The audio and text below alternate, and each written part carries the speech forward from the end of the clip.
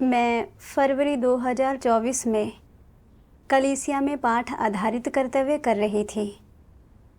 धीरे धीरे मैंने कुछ सिद्धांत समझ लिए और मुझे अपने काम में बहुत मुश्किलों का सामना नहीं करना पड़ा। मुझे हर दिन काफ़ी नीरस और कुछ हद तक थकाऊ लगता था। मुझे याद आया कि जब मैंने पहली बार पाठ आधारित काम करना शुरू किया था तो मेरे कर्तव्य प्रदर्शन में लगातार चूक होती थी। भले ही उस समय इसे सहना कठिन था, लेकिन मैंने सत्य की खोज के माध्यम से कुछ लाभ पाए। मैंने सोचा, हाल ही में काम से कुछ नतीजे मिले हैं, विचलन और मसले कम हैं। मुझे शायद ही कभी किसी काट-छांट का सामना करना पड़ता है और कुछ भी खासकर मार्मिक या दिल दहला देने वाला नहीं हुआ है। मुझे आत्मचिंतन करने और सबक सीखने के लिए कहाँ जाना चाहिए? जीवन प्रवेश के बिना क्या मेरा कर्तव्य करना सिर्फ प्रयास और मेहनत करना नहीं है? आखिरकार मैं इससे क्या हासिल कर सकती हूँ? ना चाहते हुए भी मुझे दिल में चिंता होने लगी। एक दिन मैंने अनुभवात्मक गवाही के कई वीडियो देखे। उनमें से ज़्यादातर अगुवाओं और कार्यकर्ताओं द्वारा लिखे गए थे और जिन चीज़ों का उन्होंने अनुभव किया था वे बहुत अलग थी। मुझे अपने दिल में ईर्ष्या हुई। सोचने लगी, अगुवा होना बेहतर है। तुम ज़्यादा लोगों से मिलते जुलते हो, ज़्यादा परिस्थितियों का सामना करते हो और हर दिन सीखने के लिए सबक मिलते हैं। इसलिए सत्य और उद्धार पाने की उम्मीद ज़्यादा होती है।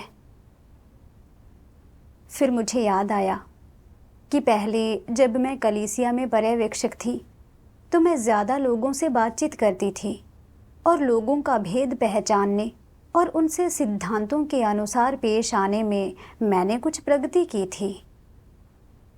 यह अब जैसा नहीं था। अपने पाठ आधारित कर्तव्य में हर दिन अपने आसपास के कुछ लोगों के साथ ही बातचीत होती थी और किसी बड़े मसले का सामना नहीं होता था। मुझे लगा कि यहाँ सबक सीखने और सत्य पाने के बहुत कम अवसर हैं। मुझे परमेश्वर में विश्वास करते हुए 10 साल से ज़्यादा समय हो चुका था। अगर अंत में मैंने सत्य नहीं पाया तो क्या मुझे प्रकट कर निकाल नहीं दिया जाएगा? मैं बेवजह हताश हो गई और मैंने कुछ अनुभव पाने के लिए अपने कर्तव्य या परिवेश बदलने के बारे में भी सोचा। भले ही मुझे सुसमाचार का प्रचार करना या नए विश्वासियों को सींचना पड़े, लेकिन मैं जानती थी कि ऐसे विचार असलियत से दूर हैं। कलीसिया ने मुझे इतने लंबे समय तक पाठ आधारित कार्य में विकसित किया था और बिना किसी खास परिस्थिति के कर्तव्य ऐसे ही नहीं बदले जाते। उस समय मैं हताश थी और अपने कर्तव्य के प्रति मुझ में प्रेरणा की कमी थी। एक सभा के दौरान मैंने अपनी सहयोगी बहन को अपनी अवस्था के बारे में बताया। उसने मेरे साथ संगति करते हुए कहा, छोटे और बड़े दोनों मामलों में जीवन प्रवेश संभव है। आत्मचिंतन करने और सबक सीखने के लिए दिल दहला देने वाली घटनाओं का अनुभव करना या काट-छांट का सामना करना जरूरी नहीं है। अहम यह है कि अपने विचारों का दैनिक प्रकाशन समझो और अपने सामने आने वाली विभिन्न चीज़ों से सबक सीखने पर ध्यान दो। मैंने अनुभवजन्य गवाही वीडियो देखा। जीवन की छोटी छोटी चीज़ें भी सीखने के अवसर हैं। नायक की अवस्था बिल्कुल मेरे जैसी ही थी। इसे देखने के बाद मुझे एहसास हुआ कि मेरे जीवन में ठहराव इसलिए नहीं था क्योंकि मेरा कर्तव्य नीरस है, बल्कि इसलिए था क्योंकि चीज़ों के प्रति मेरे नज़रिए में समस्या है। अपनी खोज में मैंने परमेश्वर के वचनों का एक अंश पढ़ा। सर्वशक्तिमान परमेश्वर कहता है, तुम जो भी कर्तव्य निभाते हो उसमें जीवन प्रवेश शामिल होता है। तुम्हारा कर्तव्य काफी नियमित हो या अनियमित, नीरस हो या जीवंत, तुम्हें हमेशा जीवन प्रवेश हासिल करना ही चाहिए। कुछ लोगों द्वारा किए गए कर्तव्य एक रास्ता वाले होते हैं। वे हर दिन वही चीज करते रहते हैं, मगर इनको करते समय ये लोग अपनी जो दशाएं प्रकट करते हैं वे सब एक समान नहीं होती। कभी कभार अच्छी मनःस्थिति में होने पर लोग थोड़े ज्यादा चौकस होते हैं और बेहतर काम करते हैं। बाकी समय किसी अनजान प्रभाव के चलते उनका शैतानी स्वभाव उनमें शैतानी जगाता है, जिससे उनमें अनुचित विचार उपजते हैं। वे बुरी हालत और मनःस्थिति में आ जाते हैं। परिणाम यह होता है कि वे अपने कर्तव्यों को सतही ढंग से करते हैं। लोगों की आंतरिक दशाएं निरंतर बदलती रहती हैं। ये किसी भी स्थान पर किसी भी वक्त बदल सकती हैं। तुम्हारी दशा चाहे जैसे बदले, अपनी मनःस्थिति के अनुसार कर्म करना हमेशा गलत होता है। मान लो कि जब तुम अच्छी मनःस्थिति में होते हो तो थोड़ा बेहतर करते हो और बुरी मनःस्थिति में होते हो तो थोड़ा बदतर करते हो। क्या यह काम करने का कोई सैद्धांतिक ढंग है? क्या यह तरीका तुम्हें अपने कर्तव्य को एक स्वीकार्य मापदंड तक निभाने देगा? मनःस्थिति चाहे जैसी हो, लोगों को परमेश्वर के सामने प्रार्थना करना और सत्य की खोज करना आना चाहिए। सिर्फ इसी तरीके से वे अपनी मनःस्थिति द्वारा बाधित होने और उसके द्वारा इधर उधर भटकाए जाने से बच सकते हैं। अपना कर्तव्य निभाते समय तुम्हें हमेशा खुद को जांच कर देखना चाहिए कि क्या तुम सिद्धांत के अनुसार काम कर रहे हो। तुम्हारा कर्तव्य निर्वाह सही स्तर का है या नहीं? कहीं तुम इसे सतही तौर पर तो नहीं कर रहे हो? कहीं तुमने अपनी जिम्मेदारियां निभाने से जी चुराने की कोशिश तो नहीं की है? कहीं तुम्हारे रवैये और तुम्हारे सोचने के तरीके में कोई खोट तो नहीं? एक बार तुम्हारे आत्मचिंतन कर लेने और तुम्हारे सामने इन चीज़ों के स्पष्ट हो जाने से अपना कर्तव्य निभाने में तुम्हें आसानी होगी। परमेश्वर के वचन पढ़ने के बाद मुझे एहसास हुआ कि परमेश्वर के घर में कोई भी कर्तव्य क्यों ना हो, जब तक कोई सत्य का अनुसरण करता है तब तक जीवन में प्रगति हो सकती है। आत्मचिंतन करते हुए मैंने सोचा था कि सीमित बातचीत और कम अनुभवों वाला पाठ आधारित कार्य करने से जीवन प्रवेश धीमा होगा।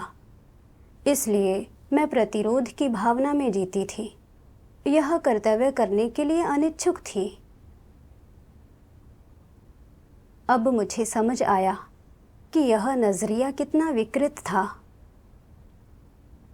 अगर तुम सत्य का अनुसरण नहीं करते हो तो तुम चाहे जो भी कर्तव्य करो, तुम्हें जीवन प्रवेश नहीं मिलेगा और आखिरकार तुम्हें कुछ भी हासिल नहीं होगा। एक मसीहा विरोधी शाओ मियो, जिसे मैं जानती थी, मैंने उसके बारे में सोचा। उसने पहले हमेशा एक अगुआ के रूप में काम किया था, लेकिन उसने सही रास्ता नहीं अपनाया या सत्य का अनुसरण नहीं किया। वह हमेशा प्रसिद्धि और रुतबे के पीछे भागती रही। आखिरकार उसने कलीसिया के काम में बाधा डाली और गड़बड़ी की। पश्चाताप करने से पूरी तरह से इनकार कर दिया और उसे बेनकाब करके निकाल दिया गया। इसके विपरीत कुछ भाई बहन ऐसे कर्तव्य करते थे जो महत्वहीन लगते थे और दूसरों के साथ उनकी बहुत कम बातचीत होती थी। फिर भी जब कुछ होता था वे सत्य खोजने और आत्मचिंतन करने पर ध्यान केंद्रित करते थे और उन्होंने कुछ अनुभवजन्य समझ हासिल की थी। मुझे एहसास हुआ कि तुम्हारे पास जीवन प्रवेश है या नहीं और तुम सत्य पाते हो या नहीं, यह तुम्हारे द्वारा किए गए कर्तव्य पर निर्भर नहीं करता, बल्कि इस बात पर निर्भर करता है कि तुम सत्य का अनुसरण और अभ्यास करते हो या नहीं। भले ही मेरा पाठ आधारित कार्य सतह पर कुछ हद तक नीरस लगता था और इसमें कई लोगों के साथ बातचीत नहीं होती थी, मुझे अभी भी उन चीज़ों से सबक सीखना बाकी था जिनका मैं आम तौर पर सामना करती थी। उदाहरण के लिए, जब कार्यभार बढ़ गया और चुने जाने के लिए मूल्यांकन करने को धर्मोपदेश लेख अधिक हो गए, तो मैं लापरवाह और अनमनी हो गई। विवरणों की जांच करने में नाकाम रही, इससे गलतियां हुई। नतीजतन काम दोबारा करना पड़ा और प्रगति में देरी हुई। चयन के लिए धर्मोपदेश लेखों का मूल्यांकन करते समय मैं घमंडी स्वभाव भी प्रकट करती थी। सोचती थी कि मुझे अपना कर्तव्य करते हुए लंबा समय हो गया है और मैंने कुछ कार्य अनुभव पाया है, इसलिए मैंने सिद्धांतों की खोज नहीं की और मन मर्जी पर निर्भर रही। नतीजतन मैंने कुछ योग्य धर्मोपदेश लेखों को छोड़ दिया था। इसके अलावा जब काम से कुछ नतीजे मिले थे तो मैं आत्मतुष्ट अवस्था में जीती थी, अपनी ख्याति में डूबी रहती थी, बिना ज़्यादा प्रयास किए काम करती थी। जीवन में कभी कभी मेरी सहयोगी बहन अनजाने में कुछ ऐसा कह देती थी जिससे मेरे अहं को ठेस लगती और मैं बहुत संवेदनशील हो गई थी। मुझे यह भी शक होता था कि वह मुझे नीची नज़रों से देखती है और मैं अपने आत्मसम्मान और रुतबे में उलझी रहती थी। मुझे एहसास हुआ कि दैनिक जीवन और काम में कई छोटे बड़े मामलों से मेरा सामना होता है। जब तक मैं उन पर लगन से ध्यान देती, खोजती और विचार करती हूँ, तब तक मैं हर चीज़ से सबक सीख सकती हूँ। मुझे एहसास हुआ कि मेरे जीवन प्रवेश की कमी की वजह मेरे द्वारा किया जाने वाला कर्तव्य नहीं था, बल्कि इसकी वजह सत्य का अनुसरण करने में मेरी नाकामी और सिर्फ काम पूरा करने पर ध्यान देना था। हर दिन व्यस्त रहने के बावजूद मैंने कोई सबक नहीं सीखा था। बाद में मैंने परमेश्वर के ये वचन पढ़े।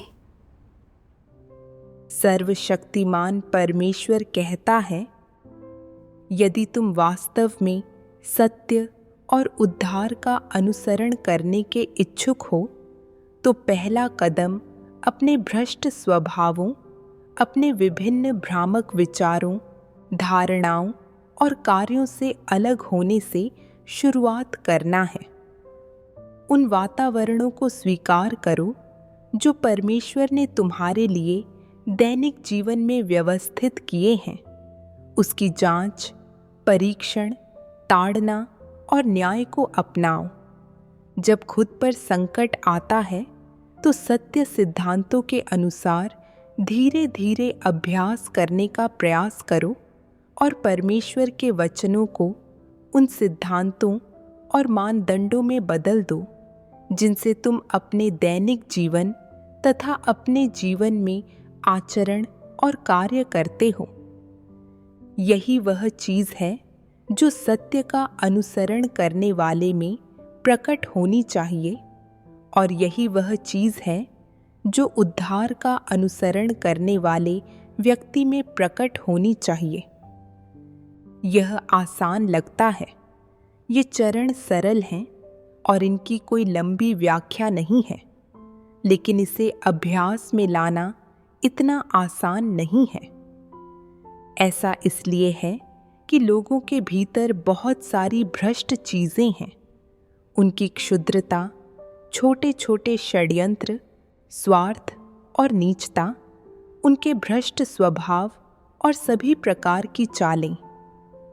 इस सब से बढ़कर कुछ लोगों के पास ज्ञान होता है। उन्होंने सांसारिक आचरण के लिए कुछ फलसफे और समाज में जोड़ तोड़ की तरकीबें सीखी होती हैं, और उनमें उनकी मानवता के संदर्भ में कुछ कमियां और खामियां होती हैं। उदाहरण के लिए, कुछ लोग पेटू और आलसी, कुछ वाचाल तो कुछ गंभीर रूप से कुटिल प्रकृति वाले होते हैं। वहीं कुछ लोग घमंडी या अपने कार्यों में उतावले और आवेगी होते हैं। साथ ही उनमें अन्य अनेक दोष होते हैं। ऐसी कई कमियां और समस्याएं हैं जिन्हें लोगों को उनकी मानवता के संबंध में दूर करने की आवश्यकता है।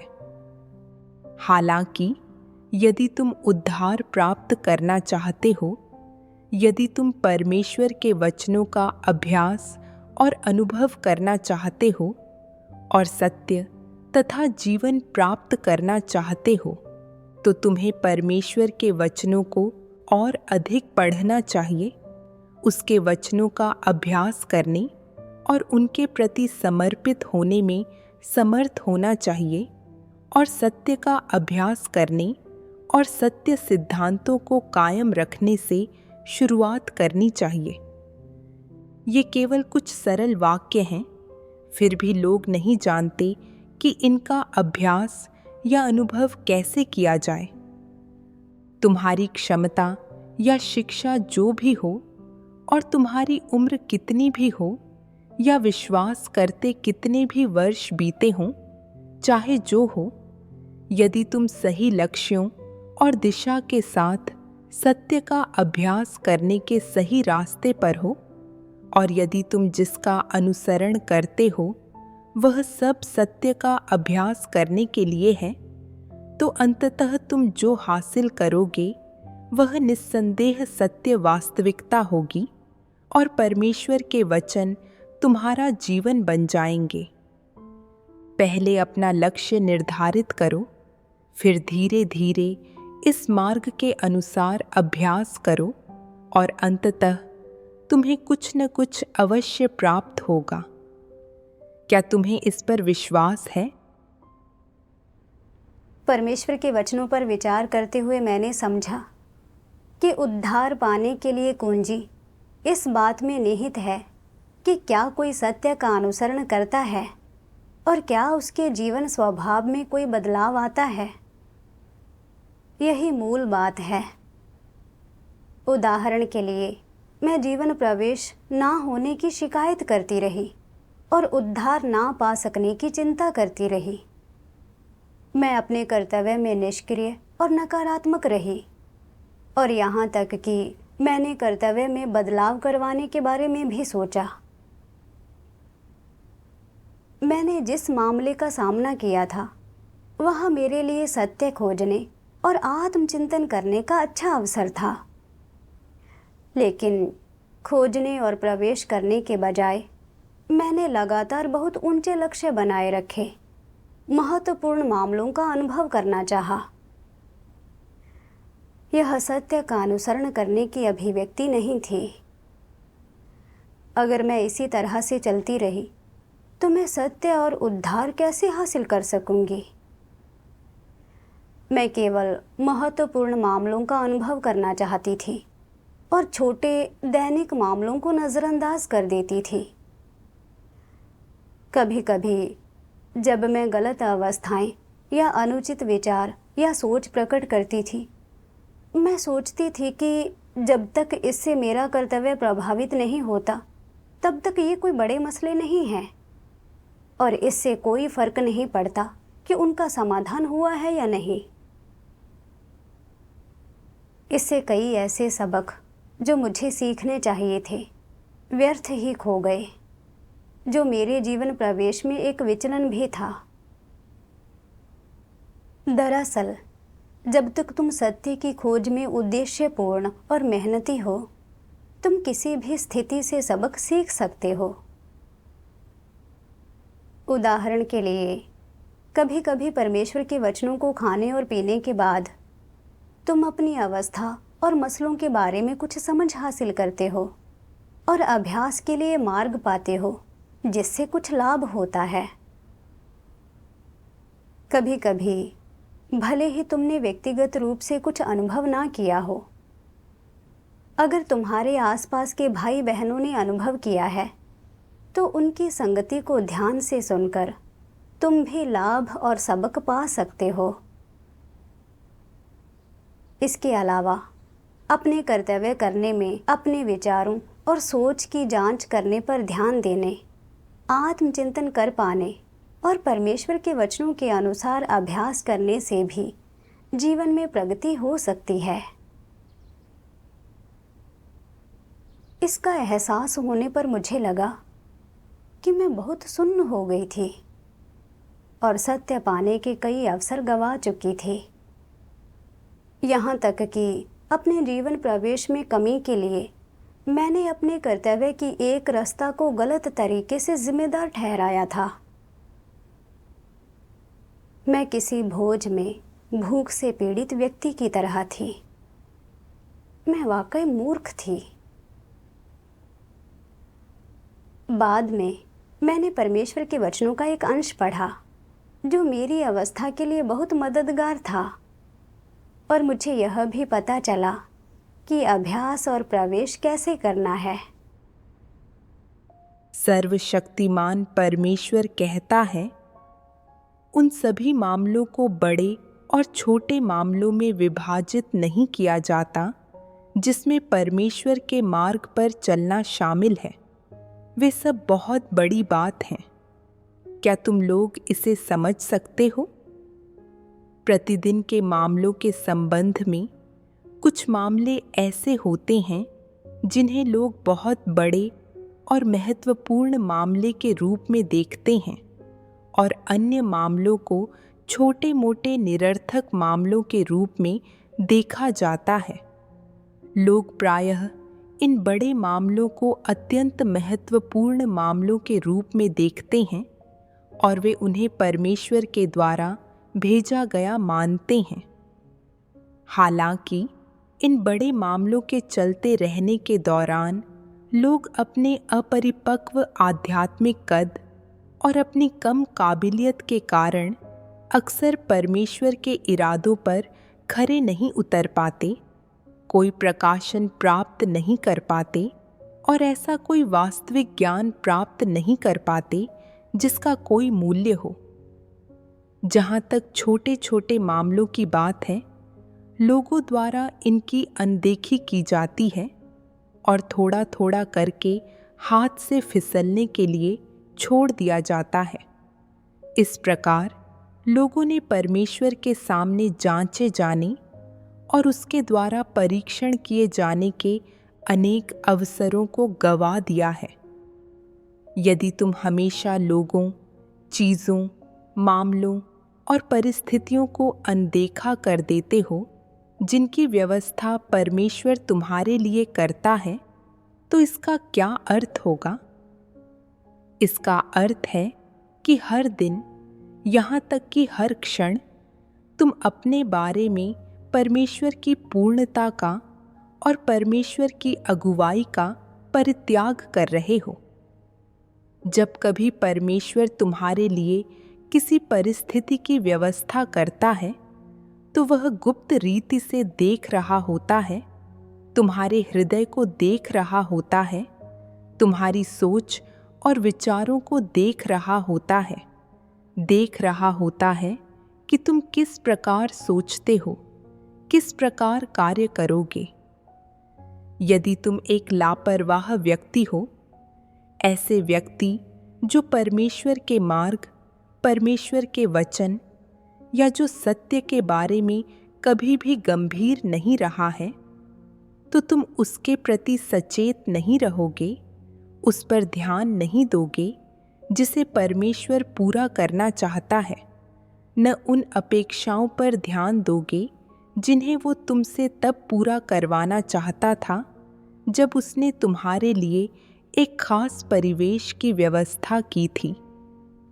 तुम यह भी नहीं जानोगे कि तुम जिन लोगों, घटनाओं और वस्तुओं का सामना करते हो, वे किस प्रकार सत्य से या परमेश्वर के इरादों से संबंध रखते हैं।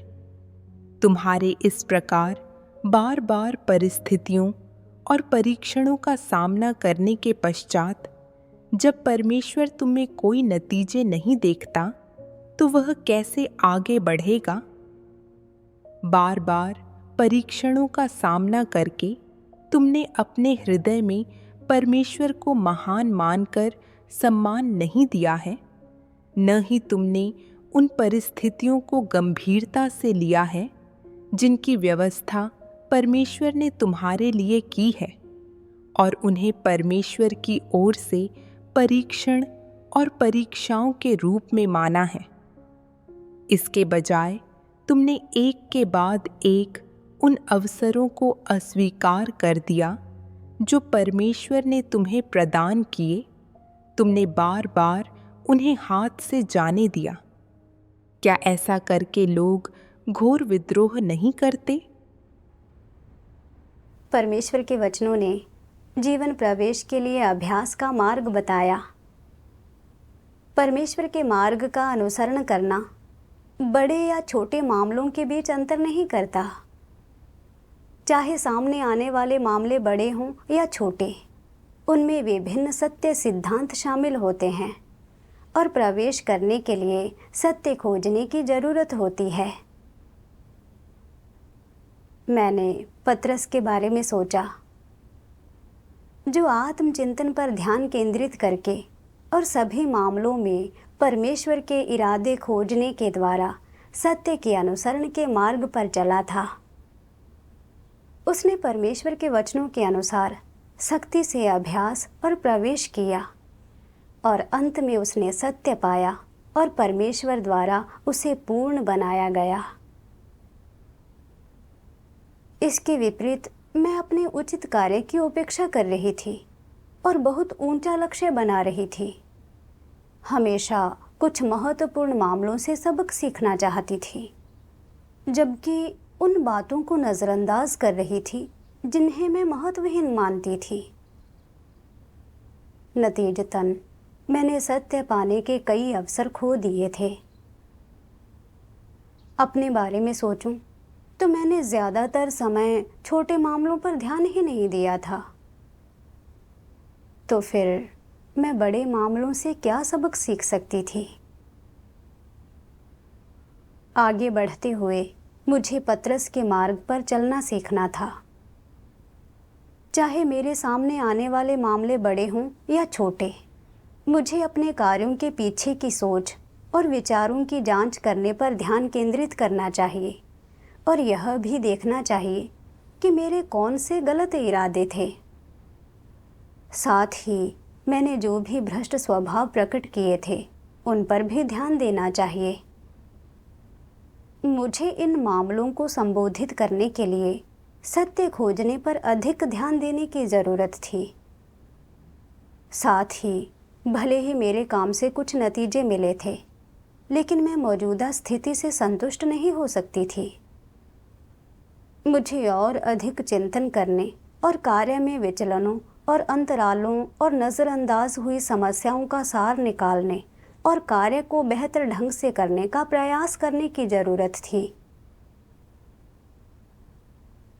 इसका एहसास होने पर मैंने पाठ आधारित कार्य का अब और अधिक प्रतिरोध नहीं किया। अपना कर्तव्य निभाते हुए मैंने अपने प्रवेश पर भी ध्यान केंद्रित करना शुरू कर दिया। चीज़ों को नज़र से फिसलने नहीं दिया और लापरवाह व्यक्ति बनने से बची। इस तरह से अभ्यास करने के बाद मुझे कुछ लाभ मिले। कुछ ही दिनों बाद पर्यवेक्षक ने हमें चयन की खातिर मूल्यांकन करने के लिए कई धर्मोपदेश लेख सौंपे। हमने जल्दी से मूल्यांकन और चयन पूरा कर लिया, लेकिन भाई बहनों ने हमारे आकलन के नतीजों के बारे में अलग अलग सुझाव दिए। बाद में मुझे एहसास हुआ कि हमारे आकलन वाकई गलत थे। इसलिए मैंने सोचा कि आगे बढ़ते हुए इसे सुधारना ही काफ़ी होगा। लेकिन फिर मुझे एहसास हुआ कि यह तरीका अपर्याप्त होगा। अपने कर्तव्य में किसी भी तरह के विचलन को गंभीरता से लेने की ज़रूरत है। मुझे इस बात पर विचार करने की ज़रूरत थी कि विचलन क्यों और कहाँ हुआ, और क्या इसकी वजह भ्रष्ट स्वभाव या विशेषज्ञता की कमी थी। अगर मैं अपनी समस्याओं पर ध्यान दिए बिना केवल संक्षेप में इस मुद्दे पर विचार करूं, तो मैं क्या सबक सीख सकती हूँ। फिर मैंने परमेश्वर के ये वचन पढ़े। सर्वशक्तिमान परमेश्वर कहता है, अगर तुम सत्य प्राप्त करना चाहते हो तो कहाँ से शुरुआत करोगे? अपने आसपास के लोगों, घटनाओं और चीज़ों से शुरुआत करो और सीखो कि सबक कैसे सीखें और सत्य कैसे खोजें। अपने आसपास के लोगों, घटनाओं और चीज़ों में सत्य और परमेश्वर के इरादे खोजकर ही तुम सत्य प्राप्त कर पाओगे। फिर मैंने सोचा, अगर हम मूल्यांकन के दौरान ज़्यादा ध्यान देते तो भाई बहनों द्वारा उठाए गए मुद्दों से बचा जा सकता था। लेकिन ऐसे विचलन हुए क्यों थे? इस पर विचार करते हुए मुझे एहसास हुआ कि धर्मोपदेश लेखों के मूल्यांकन के दौरान मेरी मानसिकता दोषपूर्ण थी। मुझे लगा कि इन भाई बहनों द्वारा पहले लिखे गए धर्मोपदेश लेखों की गुणवत्ता में कमी थी। इसलिए मैंने अपने अहंकारी स्वभाव के कारण उनका तिरस्कार किया। मैंने उनके धर्मोपदेश लेखों की सावधानी से समीक्षा नहीं की, जिसके कारण विचलन हुए। मैंने देखा कि अगर मैंने अपने भ्रष्ट स्वभाव नहीं सुलझाए तो मैं अपना कर्तव्य अच्छी तरह से नहीं कर सकती। इसका अनुभव करने के बाद मुझे वाकई एहसास हुआ कि जीवन प्रवेश के लिए सबसे पहले एक ऐसा दिल होना चाहिए जो धार्मिकता के लिए भूखा प्यासा हो और हर दिन आने वाले छोटे बड़े दोनों मामलों से शुरुआत करनी चाहिए। प्रत्येक परिस्थिति में किसी को यह देखना चाहिए कि उसने कौन से भ्रष्ट स्वभाव प्रकट किए हैं। अपने भीतर के विचारों और धारणाओं पर सक्रियता से खोज और चिंतन करना चाहिए और फिर अभ्यास करने और प्रवेश करने के लिए परमेश्वर के वचनों और सत्य सिद्धांतों का पालन करना चाहिए। थोड़ा थोड़ा करके संचय करने और हर चीज़ में सबक सीखने पर ध्यान केंद्रित करने से किसी का जीवन अनुभव समृद्ध होगा और वह उद्धार के लक्ष्य के करीब होगा। परमेश्वर का धन्यवाद।